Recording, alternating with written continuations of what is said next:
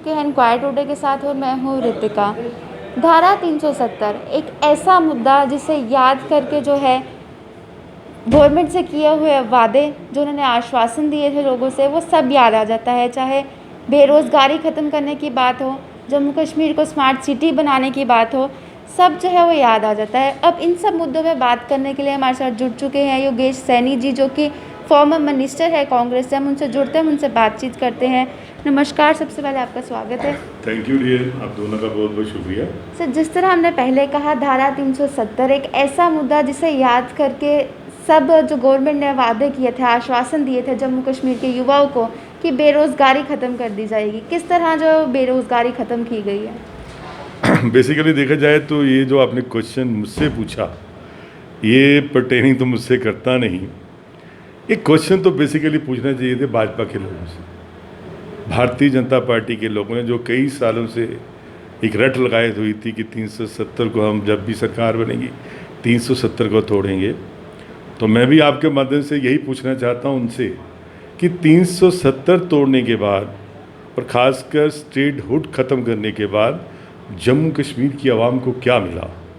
हमारे जो नौजवान थे खास करके अनएम्प्लॉयमेंट, जो उनको क्या मिला। अगर आप देखें तो पिछले एक साल में कि हमारी दुर्दशा क्या होगी जम्मू कश्मीर के नौजवानों की। रिसेंटली कठुआ में भी आपने देखा, जब कोविड-19 चल रहा था तो वहाँ जो हमारे पैरामिलिट्री जो लगे हुए थे बच्चे, उनको पहले निकाला नौकरी से। जो हमारे डेली वेजर्स थे, उनकी समस्या इन्होंने वादा किया था हल करेंगे भी था, उनको मसला उनका हल नहीं किया। और अभी रिसेंटली जो एक कांग्रेस ने और पीडीपी ने फैसला किया था, सरकार ने 2002 में जब हमारी सरकार बनी, तो मैं भी उस टाइम पे उस सरकार का एक नुमाइंदा था, एक विधायक था उस सरकार के अंदर। और एक मिली जुली सरकार ने फैसला किया था, जबकि हम लोग नौकरियां नहीं दे सकते थे। उस टाइम पे बेरोज़गारी इतनी बढ़ चुकी थी, तो उस बेरोज़गारी को मद्देनज़र रखते हुए कांग्रेस ने, पीडीपी ने फैसला किया कि भी हम जितने भी ये जो हमारे, चाहे वो डिप्लोमा इंजीनियर्स हैं, चाहे हमारे डिग्री होल्डर्स हैं, एक सेल्फ हेल्प ग्रुप क्रिएट किया गया था कि कम से कम 24-25 हज़ार के करीब नौजवान जो ये जो पढ़े लिखे थे उनको नौकरियां दी गई थी।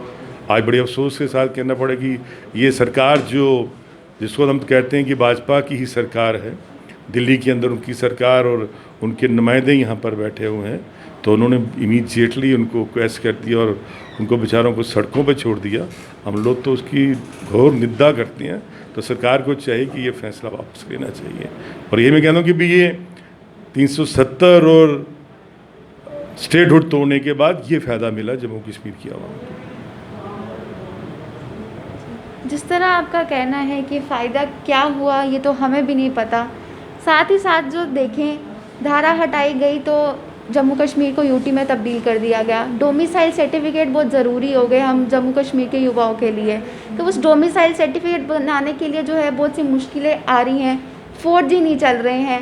क्या कहना चाहेंगे इस बारे में? मैंने आपको यही पहले कहा ना कि ये बेसिकली ये जो क्वेश्चन थे ना, ये उन क्वेश्चन मार्क उस भाजपा को करने चाहिए थे कि जिन्होंने वायदे किए थे पार्लियामेंट में बैठ के कि हम यहाँ की बेरोज़गारी को ख़त्म करेंगे, यहाँ स्मार्ट सिटी बनाएंगे, यहाँ किसी किस्म की कमी नहीं रहने देंगे इस स्टेट के अंदर, जम्मू कश्मीर के अंदर। लेकिन अफसोस कि स्टेट के 2 टुकड़े कर दिए। जो कई सदियों से जो ये स्टेटहुड थी, जो 47 से पहले भी, उसको यूटी बना के रख दिया। तो बेनिफिट तो कुछ नहीं मिला इस जम्मू कश्मीर के लोगों को। दूसरा, डोमिसाइल की बात करते हो, लेकिन जहाँ तक मेरा पर्सनल अपना व्यूज़ है कि जब मैं स्टेट का बाशिंदा हूँ, मेरे फादर, मेरे ग्रैंडफादर, मेरे बुज़ुर्ग इस रियासत के बाशिंदे थे, तो मैं तो कभी इस लाइन पे नहीं लगूंगा डोमिसाइल बनाने के लिए। चाहे मुझे नौकरी मेरे बच्चों को भी दे ना दे, मैं तो उसी को मानूंगा। और सरकार को चाहिए, जो यहाँ के बाशिंदे थे, पहले उनको कंसीडर करे ये सरकार।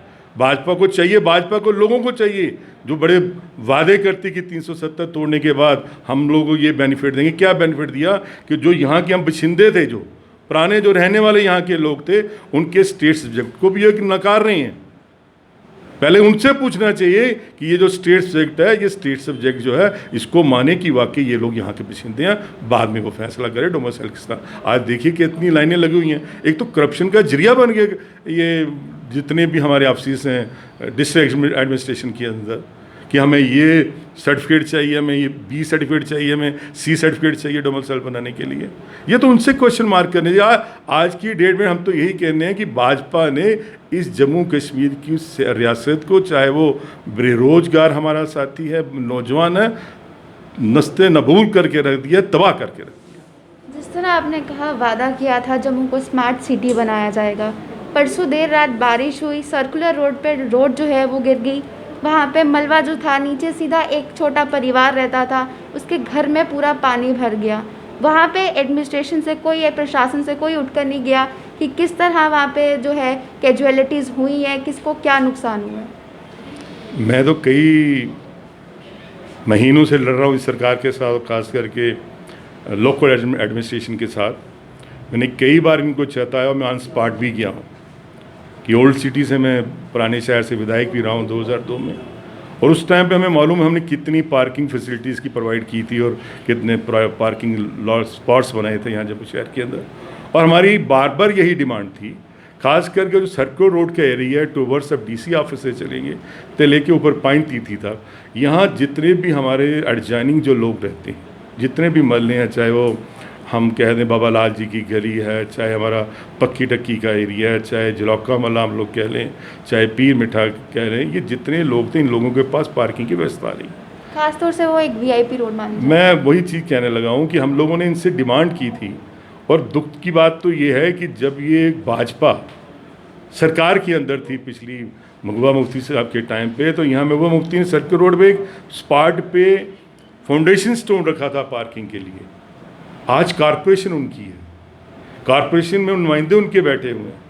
ऊपर पाइन तीथी चले जाइए, वहाँ भी महबूबा मुफ्ती का बोर्ड लगा हुआ है। आज वहाँ जाके हालत देखे, जहाँ पुराना मेट्रो स्टैंड होता था वहाँ भी पार्किंग की व्यवस्था के लिए प्रोग्राम फाउंडेशन स्टोन रखा, वहाँ भी आज तक पार्किंग नहीं की। सबसे बड़ी नेग्लिजेंसी ये लोकल एडमिनिस्ट्रेशन की है कि जब तक का पार्किंग स्पॉट नहीं दोगे किसी को तो लोग गाड़ियाँ कहाँ पर लगाएंगे। आज 2002 का टाइम नहीं है, आज कम से कम 1980 1992 का टाइम नहीं है। परिवार बड़े हैं, लोग आबादी बड़ी है, और कम से कम सरकार को चाहिए था कि पार्क की व्यवस्था की जाए। और मैं तो आपके माध्यम से ये चाहता हूँ, खास करके लोगों एडमिनिस्ट्रेशन को जो नुकसान हमारे लोगों को पहुँचा उसकी नुकसान की भरपाई करनी चाहिए।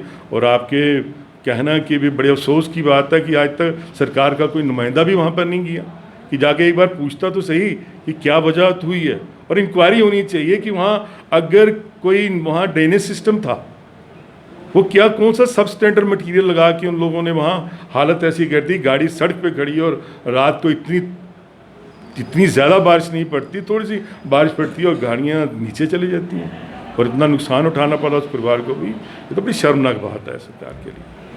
आत्मनिर्भर का नारा दिया जाता है। हाल ही में कल बीते दिन यूनिवर्सिटी के बाहर बच्चों ने प्रोटेस्ट किया। सेल्फ हेल्प ग्रुप से वो बच्चे जुड़े हुए थे, उनका जो एक ग्रुप बनाया गया था इंजीनियर्स का स्ट्रगल देखकर नोटिफिकेशन आती है रातों रात की वो ग्रुप डिमोलिश कर दिया गया है।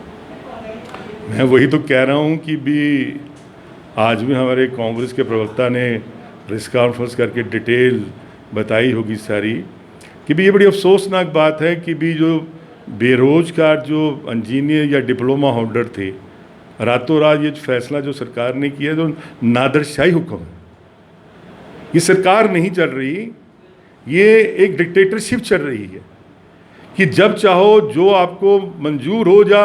पिछली सरकारों ने, खास करके कांग्रेस की सरकारों ने जो लोकहित में फैसले किए हों आप उसको रातों रात बदल दो।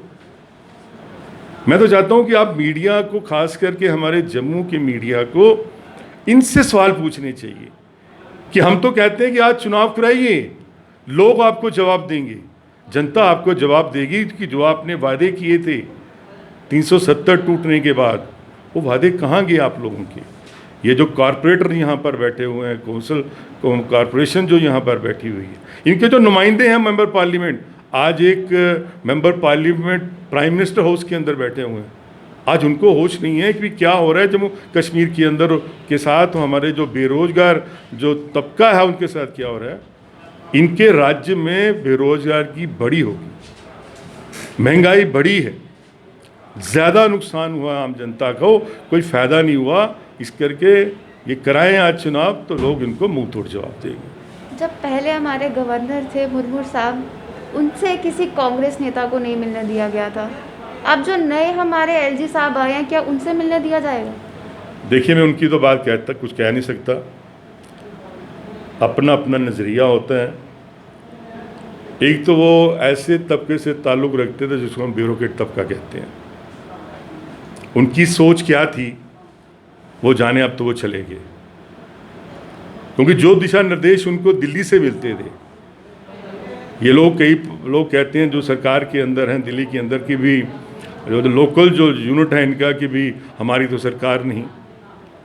एलजी भी उनके थे, उनको तो वो आम मिल लेते थे, बाकी लोगों को मिल लेते, लेकिन कुछ समझ नहीं है मुझे, हम लोगों को तो ये पता नहीं चला कि क्या डर था उनको कांग्रेस को नहीं मिलने। लेकिन नए गवर्नर जो आए कि ये एक सियासी, हमें भी मालूम है किस सियासी पार्टी से ताल्लुक़ रखते थे। अगर ये चाहते हैं कि जम्मू कश्मीर में शांति हो, कोई पॉलिटिकल प्रोसेस यहाँ पे स्टार्ट हो, तो मुझे उम्मीद है कि भी ये चाहे, ये तो बुलाना चाहिए इनको सभी पार्टियों को एक प्लेटफार्म पर। लेकिन मैं आपके माध्यम से एक बात तो ज़रूर कहूँगा, जो मेरा पर्सनल व्यूज़ है, कि सबसे पहले इन गवर्नर साहब को चाहिए, एलजी साहब को चाहिए, कि अगर आप सियासी सोच रखते हो तो जितने भी पॉलिटिकल हमारे प्रिजनर्स जो आपने जेलों में बंद करके रखी हैं, चाहे घर के अंदर बंद करके रखी हैं, चाहे वो कश्मीर प्रोविंस से ताल्लुक़ रखते हैं, चाहे जम्मू प्रोविंस से ताल्लुक़ रखते हैं, उनको छोड़ना चाहिए। पॉलिटिकल प्रोसेस अगर आप स्टार्ट करना चाहते हैं जम्मू कश्मीर के अंदर, तो उनकी भी बात सुननी चाहिए, हमारी भी बात सुने, कि हम लोग कोई अपने पर्सनल मफाद के लिए तो उनके पास जाने वाले नहीं थे। चाहे वो पिछले एलजी साहब थे या आने जो हमारे नए एलजी साहब आए हैं, हम लोगों की बात लेके उनके पास जाना चाहते हैं। हम लोगों को जो मुश्किलातें पेश आ रही हैं वो उनके आगे रखना चाहते हैं। इसलिए हमें तो उम्मीद है कि अगर ये पॉलिटिकल सोच रखने वाले एलजी हैं तो ये सब पार्टियों की बात सुनी और कांग्रेस को भी सुनी जाए। बहुत शुक्रिया सर आपका। Thank you so much. साफ तौर से आपने इनसे सुना, वादे किए गए पूरे नहीं किए गए, क्या बदलाव आया जम्मू कश्मीर को यूटी में तब्दील करने के बाद, वो तो अभी तक देखने को नहीं मिला। तो ये थे हमारे साथ फॉर्मर मिनिस्टर कांग्रेस से सैनी जी। ऐसी और खबर के लिए हमारे साथ जुड़ रहे हैं। नमस्कार।